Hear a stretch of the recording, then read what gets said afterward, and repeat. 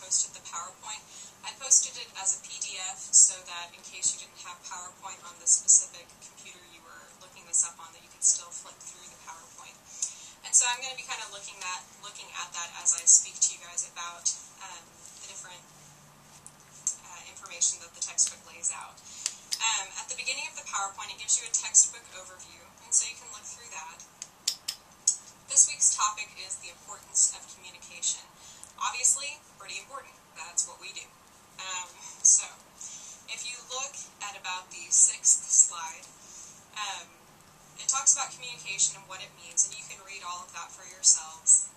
But really, it's just making sure that everyone in a scenario understands what's going on, right?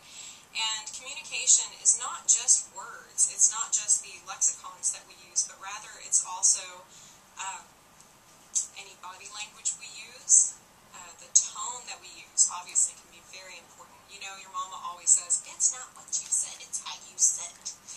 And, you know, that's true. You could say,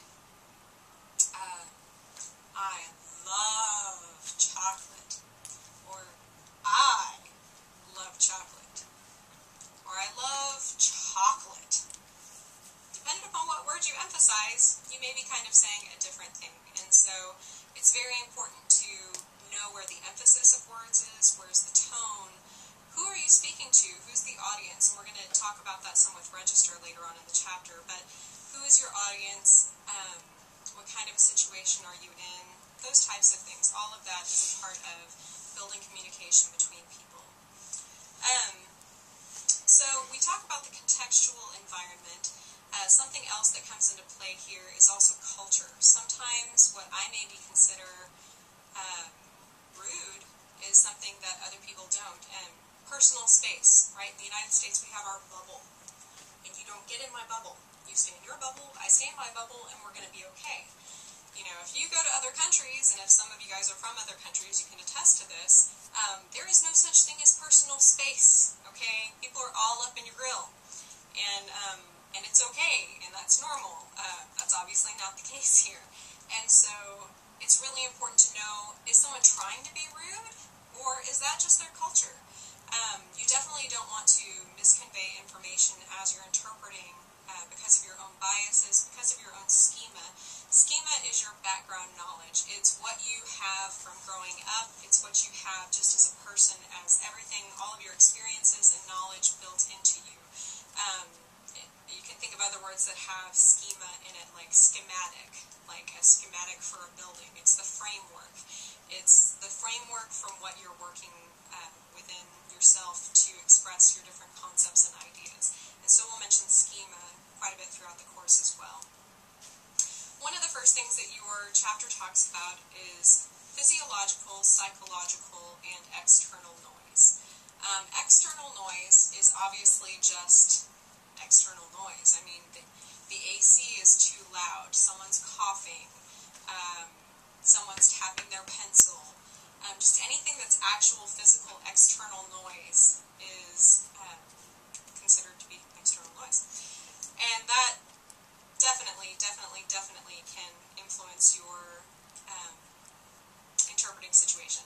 In addition to audiological noise, external noise can also refer to anything that's visual noise. So a light that's flickering, or a really bright background that's hard to see, or any of those types of things can still be considered external noise.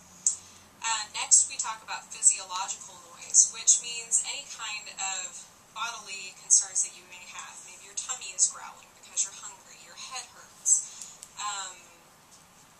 Just anything that's bothering you physiologically or medically, that could be considered physiological noise. And you know, if you've ever been in a lot of pain or anything like that, that really can bother you, and it could be all that you're dwelling on. If you're hurting badly enough, it's going to be hard to focus in on anything other than that pain.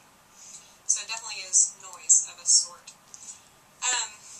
And then psychological noise is definitely anything that's bothering you. I don't just mean hearing voices in your head, although that may be your psychological noise.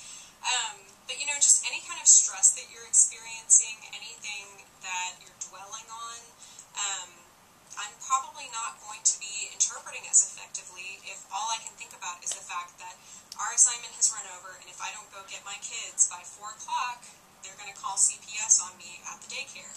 You know, I mean, that would be a form of psychological noise. It's all I can think about while we're at the assignment. Just any kind of internal stress. If you're going through a divorce, if you're going through chemo, if you're going through any of these types of things, it may be even, in that sense, a combination sometimes of physiological and psychological stress. And so it's definitely something that we have to keep in check and make sure that it's not influencing our interpretation. And at times, even figure out what we can do to remedy that noise. Let's see. Next, if you look at slide 7, this slide mentions communication, that words and signs are never an exact representation of ideas being expressed. It's imprecise at best. And yet, it's how we primarily build our relationships. Everything is from a perspective, though, and it's from a perspective of our own schema, from our own culture, from our own knowledge. Everything is in that. In some classes, when I do this in a person-to-person or face-to-face format, I will show a picture of the Charlie Brown Christmas tree. And most people who are here from the United States know exactly what the Charlie Brown Christmas tree is. It's just this sad-looking little bent-over tree with one little ornament on it, you know, and it's barely got any leaves or anything on it, you know, and anyway, it's just a very sad-looking tree. I was talking to my friend from Mexico before, and I was like, man, that tree looks like a Charlie Brown Christmas tree. And she looked at me and she was like, what are you talking about? You know, and I had never considered the fact that she doesn't have that same background that I have, because she didn't grow up where I grew up.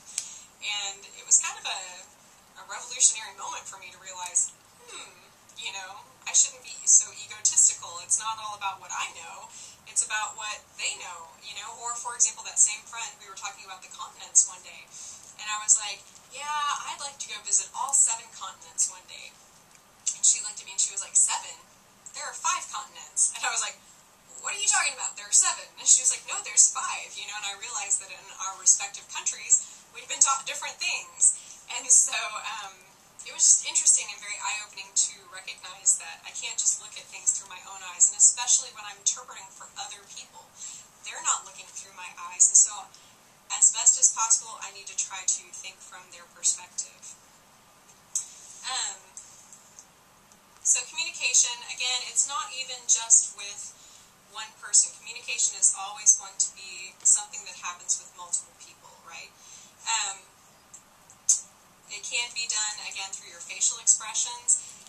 It can be done, again, if you listen to the ethical scenario video, you'll hear me talk about if I have a headache, my face may look mean when I'm not really trying to convey that information. And so you really have to be aware of what you're doing on your face, in your voice. Has anybody ever said to you, are you having a bad day? You know, maybe you sound like you're angry, whether you mean to or not. So anyway, we're going to continue talking. I'll go ahead and cut this video off, but we'll continue talking on the rest of the chapter.